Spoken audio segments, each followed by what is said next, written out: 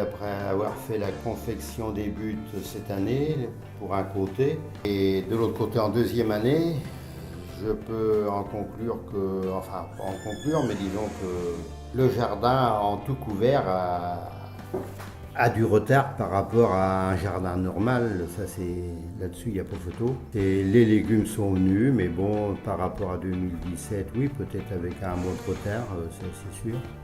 Autrement, oui, je suis content. La terre a bien réagi. Mes buts en première année ont séché beaucoup plus tôt que les autres. Mais c'est normal, il n'y avait pas de réserve dedans. Oui, je suis content dans l'ensemble. Je suis satisfait de mon affaire. L'herbe a beaucoup moins poussé cette année, en deuxième année, donc j'ai moins de mauvaises herbes. Je commence à diversifier au maximum. Je vois les premiers résultats, donc affaire à suivre. Pour moi, l'ennemi numéro un, c'est le soleil. Donc couvrir le sol et ensuite...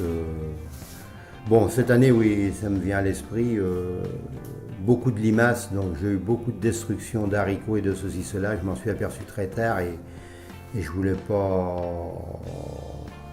les traiter, enfin disons, les laisser aux nature, mais il a fallu que je mette de l'anti-limace parce que je n'aurais rien du tout. C'est un peu, oui, les buts, le tout couvert, cette année, quand c'est très humide, point noir, limaces.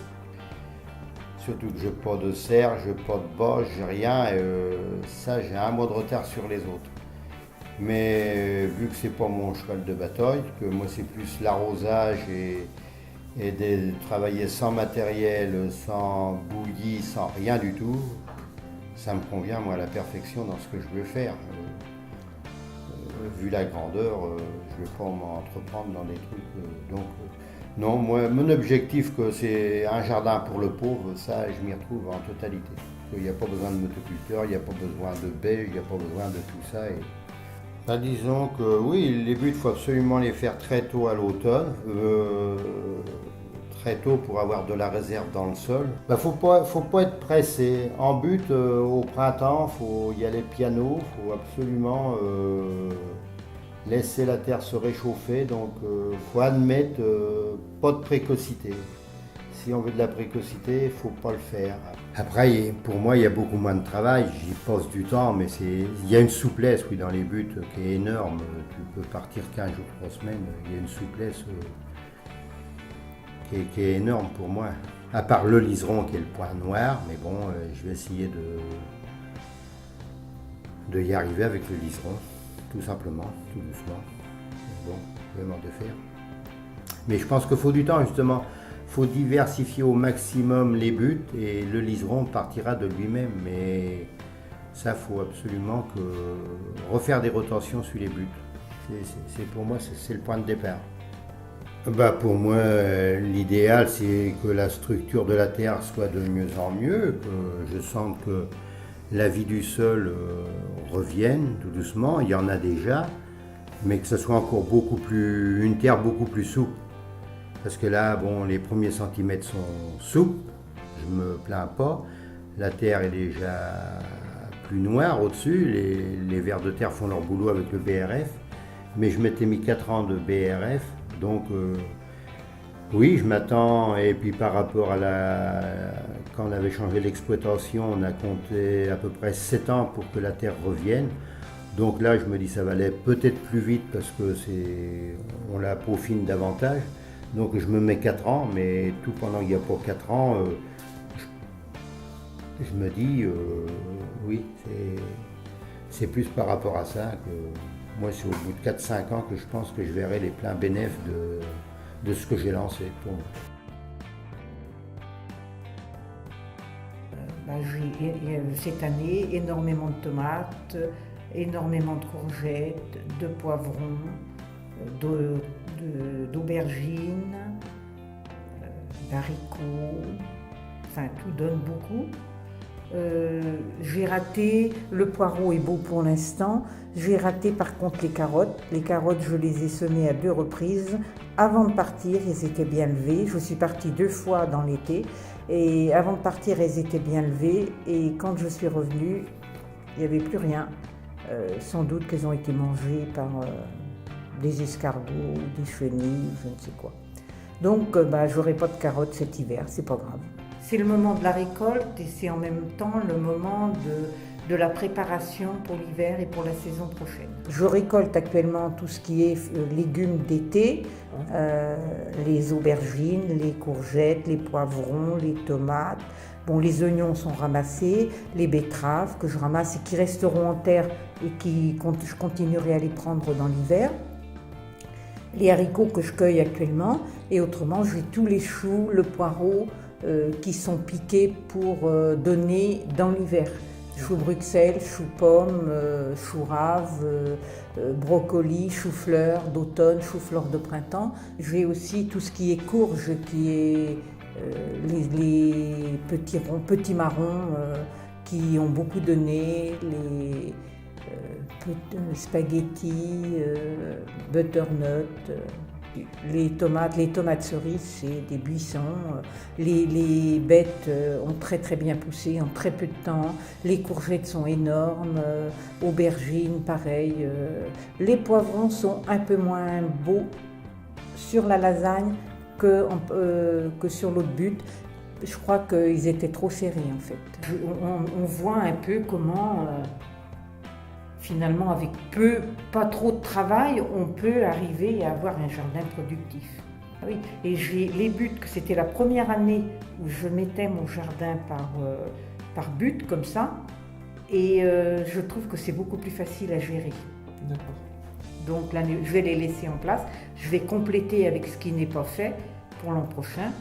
Et ma lasagne, je la réalimenterai par contre, je vais la garder pour remettre tous mes déchets de jardin dessus, toute ma matière organique de tous les légumes de l'année. Et sur les autres buttes, je vais apporter un engrais vert. Je mettrai de la facélie là où je vais mettre des choux l'année prochaine, des crucifères. Parce qu'il faut éviter de mettre des moutardes, qui est un crucifère, sur de la terre là où on veut planter des crucifères aussi. Ce que je conseillerais, c'est de toujours couvrir énormément le jardin.